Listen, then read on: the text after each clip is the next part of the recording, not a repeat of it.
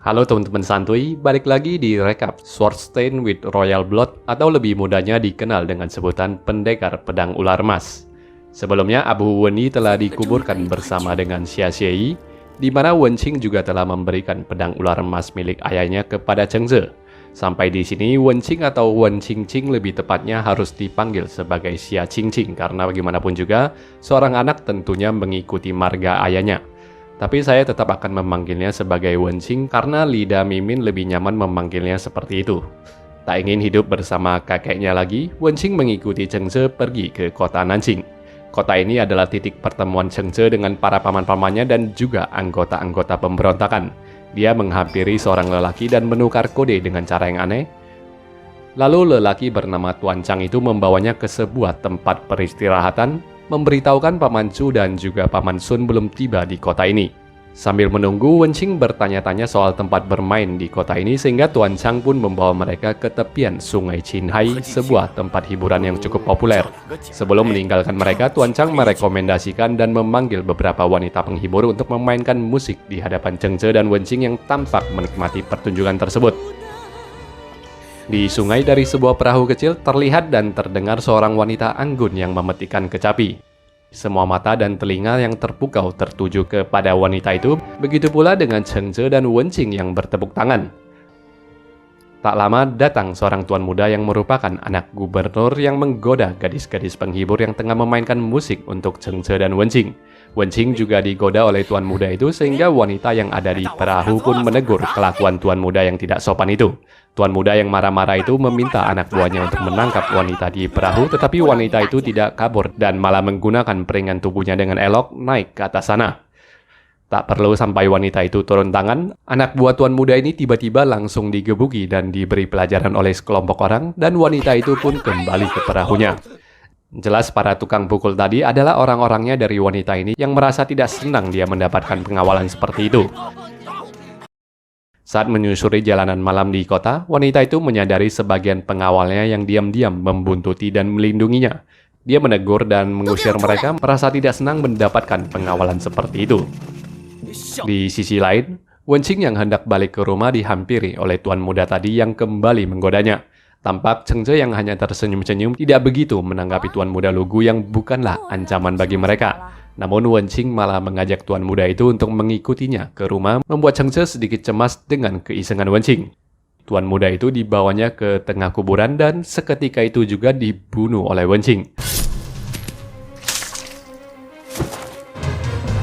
Hal ini membuat Cheng Ze sangat marah dan menegurnya sambil mengancam jika Wen Qing berlaku kejam seperti ini lagi, maka dia tidak akan ragu-ragu memutuskan hubungan persaudaraan mereka. Sampai pada momen ini, Cheng Ze selalu terbiasa untuk memanggil Wen Qing dengan sapaan Qing Ti, di mana sapaan ini kurang tepat karena panggilan Ti adalah panggilan untuk adik laki-laki, seharusnya Cheng Ze memanggilnya sebagai Qing Mei, di mana Mei barulah merupakan panggilan untuk adik perempuan. Namun karena sejak awal Cheng Ze mengira Wen Qing adalah lelaki dan sudah terbiasa memanggilnya dengan panggilan adik laki-laki, maka kebiasaan itu diteruskan dan Wen Qing juga tidak pernah mengeluh soal panggilan tersebut.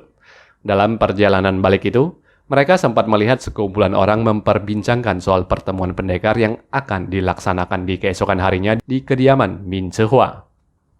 Cheng Ze mendengarkan kalau Sekte Huasan juga akan datang ke pertemuan itu sehingga dia pun berminat untuk ikut pergi ke sana.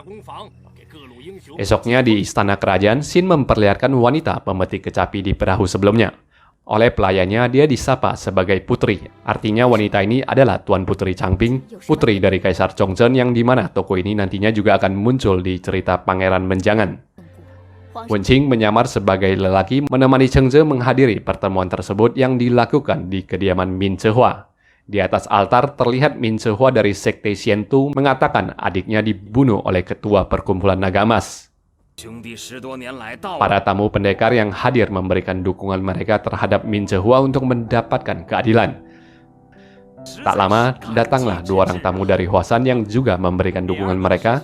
Mereka adalah Mei Qianhe dan juga Sun Chongchun. Keduanya adalah murid langsung dari Kui Xinsu.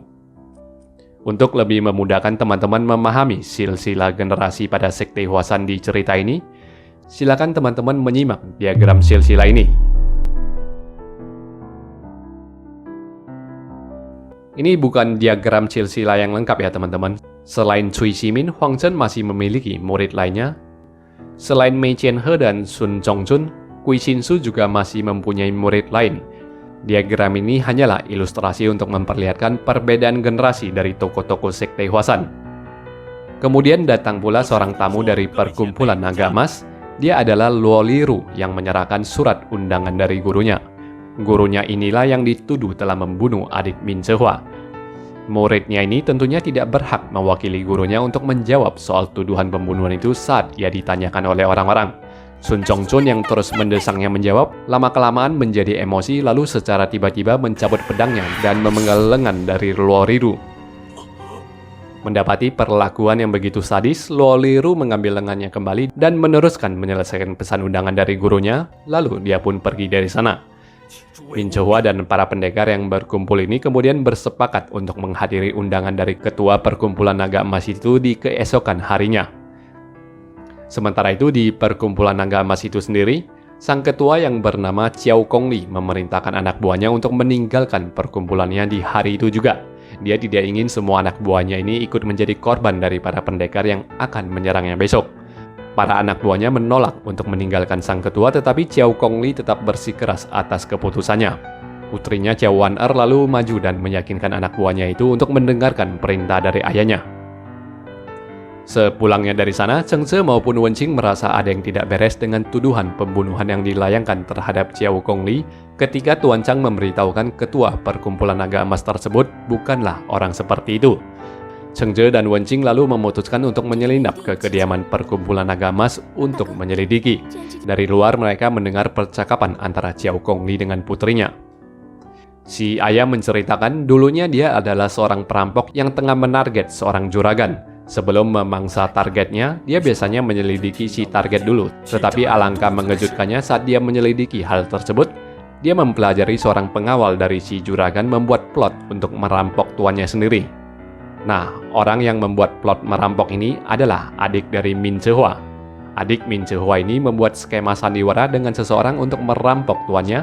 Nantinya adik Min Zehua ini yang akan menjadi seorang pahlawan dalam menolong menyelamatkan perampokan itu sehingga dia bisa mendapatkan jasa dan menikahi putri dari tuannya. Tahu akan hal itu, Qiao Gongli menjadi geram. Alih-alih merampok si juragan, dia malah membantu membongkar skema sandiwara dari adik Min Zehua. Dari situlah Qiao Gongli membunuh adik Min Zehua. Si juragan yang berterima kasih kepadanya menuliskan sepucuk surat terima kasih. Lalu orang yang bekerja sama dengan adik Min Zehua untuk melakukan skema perampokan juga dipaksa untuk menuliskan sebuah surat pengakuan. Kedua surat ini lalu Qiao Gongli bawa ke hadapan ketua sekte Xiantu, yang kala itu perjalanan Qiao Gongli ditemani dan dilindungi oleh Tuan Ular Emas.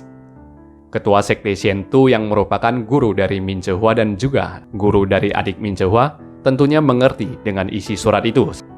Sang guru tentunya tidak menyalahkan Qiao Gongli yang membunuh muridnya yang bejat itu, namun si guru memohon agar masalah ini tidak dibesar-besarkan karena bisa merusak nama baik sektenya. Maka dari itu tidak banyak orang yang mengetahui kejadian yang sebenarnya. Orang-orang berpikir bahwa Qiao Gongli membunuh adik dari Min Zehua ini tanpa ada sebuah alasan yang solid. Hal ini tentunya juga tidak diketahui oleh Min Zehua dan saat Min Zehua menuduhnya, Qiao Gongli meminta bantuan mediasi dari dua orang temannya yang berjuluk dua saudara Taipai. Diserahkanlah surat itu kepada dua saudara tersebut yang seharusnya surat itu diserahkan kepada Min Zehua untuk menghilangkan kesalahpahaman. Namun tak lama berselang, Qiao Gongli malah dibujuk oleh kedua saudara itu untuk menjadi pengkhianat dengan bekerja kepada dinasti Jin akhir. Tawaran itu ditolak, pertemanan mereka pun pecah, sehingga dua buah surat itu pun tidak pernah disampaikan kedua saudara itu kepada Min Zehua. Malah kedua saudara itu memprovokasi Min Zehua untuk menyalahkan Qiao Gongli atas kematian adik Min Zehua tersebut. Dan untuk menghormati janjinya kepada ketua sekte Xiantu, maka Qiao Gongli tidak ingin membeberkan cerita ini ke publik. Dan dia hanya bisa pasrah saja bila besok dia dibunuh oleh Min Zehua dan para pendekar lainnya. Satu-satunya orang yang bisa membantunya memberikan kesaksian adalah Tuan Ular Emas yang dia yakini telah meninggal dunia. Dia lalu meminta putrinya untuk tidak membalaskan dendam atas kematiannya nanti. Lepas itu Qiao Waner berkunjung ke kamar Luo Liru dan berterima kasih kepadanya yang begitu setia kepada ayahnya sampai-sampai lengannya haruslah terpotong. Waner lalu dikagetkan oleh Cheng Ze yang mendobrak kamarnya memberikan sepucuk surat yang katanya bisa menolong ayahnya. Dia juga diminta untuk menemui mereka di keesokan harinya. Malam itu juga Wan Er membawakan surat itu kepada ayahnya yang tengah ingin melakukan bunuh diri. Untungnya aksi itu berhasil dicegah dan Xiao Gongli pada akhirnya cukup memiliki harapan saat melihat isi dari surat tersebut. Sementara itu, Cheng Ze dan Wen Qing pergi ke kediaman Min Zhehua untuk mencari dua saudara Taipai yang menjadi tamu di sana. Kedua saudara Taipai ini tengah ketawa-ketawa dengan perselisihan Xiao Gongli dan Min Zhehua. Mereka tiba-tiba disergap dan ditotok oleh Cheng Ze yang kemudian mencuri surat dari mereka. Min Zhehua yang tiba ke kamar dua saudara Taipai gagal membuka totokan itu, lalu Mei Qianhe lah yang berhasil membuka totokan tersebut, mengatakan ini adalah teknik totokan Huasan di mana Mei Qianhe malah mencurigai Feng Nanti, murid dari paman guru Huang Zhen yang melakukan hal tersebut. Saat menyelinap untuk kabur dari pengejaran pengawal kediaman itu, secara tak sengaja Cheng Ze malah menemukan batu nisan tua yang bertuliskan kediaman Adipati Wei. Artinya kediaman Min Zhehua ini dulunya adalah kediaman Adipati Wei, dan berdasarkan pada peta harta karun Tuan Ular Emas, disinilah letak harta karun tersebut dikubur. Dulunya Tuan Ular Emas yang gagal menemukan harta karun tidak mengetahui kalau kediaman Min Zhehua ini dulunya adalah kediaman Adipati Wei. Sepulangnya dari sana, Wen Qing sangat bersemangat mengetahui kediaman Min Zhehua yang menyimpan harta karun. Selain mendapatkan dua surat bukti untuk membersihkan nama Xiao Gongli, Cheng Ze juga menunjukkan sebuah surat lainnya yang ditulis oleh Pangeran Dinasti Jin Akhir kepada kedua saudara Taipai. Surat ini tentunya bisa menjadi barang bukti bahwa dua saudara Taipai ini adalah pengkhianat negara yang bekerja untuk musuh. Keesokannya, Cheng Ze pun menyerahkan dua surat itu kepada Xiao Wan Er yang berterima kasih. Cheng Ze yang tidak tenang lalu disarankan Wen Qing untuk segera menyusul ke perkumpulan naga emas. Di sana Xiao Gongli telah menjamu semua tamu yang dia undang. Tampak Min Zhehua yang sudah tidak sabar ingin menagih nyawa Xiao Gongli yang dia serang dengan lemparan sumpit terbang. Lalu Mei Qianhe juga maju menyerang Xiao Gongli. Pertarungan itu dihentikan oleh Wan Er yang tiba dengan dua pucuk surat yang dia serahkan kepada ayahnya. Sementara dua saudara Taipai mulai cemas melihat dua surat itu, Xiao Gongli mengakui bahwa memang benar dia adalah orang yang telah membunuh adik dari Min Zhehua. Namun dia meminta para senior atau para Lao Chen Pei untuk membaca kedua buah surat ini sebelum mengambil nyawanya. Setelah surat itu dibaca, akhirnya para senior pun mengerti duduk permasalahan tersebut dan menyerahkan surat itu kepada Min Zhehua yang akhirnya juga sadar dengan kelakuan bejat adiknya yang pantas dibunuh. Sayangnya Mei Qianhe tiba-tiba merebut dan menyobek kedua surat itu, menuduh ini adalah akal-akalan dari Xiao Gongli, siapapun bisa menuliskan surat seperti itu. Provokasi dari Mei Qianhe ini membuat Min Zhehua kembali tidak menerima pembelaan dari Xiao Gongli. Wan Er yang emosi menyerang Mei Qianhe, tetapi gadis itu dengan mudahnya dikalahkan dan Xiao Gongli yang tak berdaya ingin melakukan bunuh diri. Beruntungnya aksi itu dicegah oleh Yan Chengce yang tiba. Chengce tidak menyebut namanya dan hanya mengatakan dia adalah utusan dari si Tuan Ular Emas sambil memperkenalkan Wen Qing yang katanya adalah putra dari Tuan Ular Emas. Kedua tamu tak diundang ini lalu dibacoti oleh Sun Chongchun yang tidak tahu siapa itu Tuan Ular Emas. Wen Qing lalu diserang dengan pedang, namun pedang itu dengan mudahnya ditangkap oleh Chengce yang menyudahi kesombongan wanita itu. Bicara panjang lebar, mereka tidak percaya Cheng Ze adalah utusan dari Tuan Ular Emas sehingga dia pun ditantang untuk bertarung melawan Min Zhehua dan saudaranya. Tantangan itu diterima dengan kesepakatan jika Cheng Ze menang, maka Min Zhehua tidak akan membalaskan dendamnya kepada Xiao Gongli. Sebaliknya jika Cheng Ze kalah, Xiao Gongli akan melakukan bunuh diri. Taruhan yang cukup simpel ini semakin memanas karena Wen Qing yang pintar mengambil kesempatan mengajak mereka untuk melakukan taruhan sampingan. Jika Min Zhehua kalah, maka Min Zhehua harus menyerahkan kediamannya. Sebagai gantinya, Xiao Gongli berinisiatif sendiri menawarkan kediamannya untuk diberikan kepada Min Zhehua jika nantinya Cheng Ze kalah. Wan Er yang ingin membalas dendam atas lengan Liru yang dipotong, dia mempertaruhkan nyawanya untuk memotong lengan Sun Chongchun. Kemudian Wen Qing juga membuat taruhan terakhir dengan Mei Qianhe, yang kalah harus memanggil yang menang sebagai kakek. Pertarungan 2 melawan 1 itu pun digelar. Cheng Ze yang sifatnya memang agak selengean dan sombong itu hanya bermodalkan paha ayam dan seguji arak untuk melawan dua tetua pedang itu. Sambil Cheng Ze mempermainkan kedua orang itu, Wen Qing membacakan pantun yang menghina kebodohan Min Zhehua yang begitu mudahnya diperalat oleh orang. Cheng Ze sengaja meladeni pertarungan itu agak panjang supaya tidak terlalu mempermalukan kedua orang tersebut. Setelah Cheng Ze menang, Qiao Gongli yang memang bermurah hati maju dan meminta maaf kepada Min Chehua. Bagaimanapun juga, dia telah bersalah membunuh adik Min Chehua, apapun itu alasannya. Dia juga melarang putrinya untuk memenggal lengan Sun Chongchun sebagai bagian dari kesepakatan taruhan tadi. Namun Wen Qing menegaskan, dia tidak bercanda soal taruhan kediaman Min Chehua. Qiao Gongli yang berniat baik ingin memberikan kediamannya kepada Wen Qing dicegah oleh Min Chehua. Dia menghargai taruhan itu, menyatakan Wen Qing boleh memiliki kediamannya karena dia memang sudah tidak ada muka untuk tinggal di sini lagi dan dia akan kembali ke gunung untuk mengasingkan diri. Mei Qianhe dan Sun Chongchun yang tidak senang lalu meminta Yan Chengce untuk mengakui identitasnya karena dia bisa mengenali teknik ilmu Hwasan yang digunakan oleh Chengce barusan. Kedua murid Hwasan yang sombong ini memang tidak pernah bertemu dengan Chengce karena mereka ini kan memang sudah alumni saat Chengce masuk ke dalam perguruan. Mereka malah mengira Chengce ini adalah murid dari Huang Zhen dan menjadi cukup kaget saat diberitahukan Chengce adalah paman guru mereka seperti yang kita lihat di diagram silsilah sebelumnya. Tak mau mengakui senioritas tersebut, Chengce malah ditantang untuk berduel. Chengce meminta Wan Er menyiapkan 10 pedang, dia mengambil 1 pedang dan menyisakan 9 bilah pedang itu untuk Mei Qianhe. Segera setelah duel itu dilakukan, Mei Qianhe yang pedangnya patah kini mulai mengerti kenapa dia diberikan 9 bilah pedang.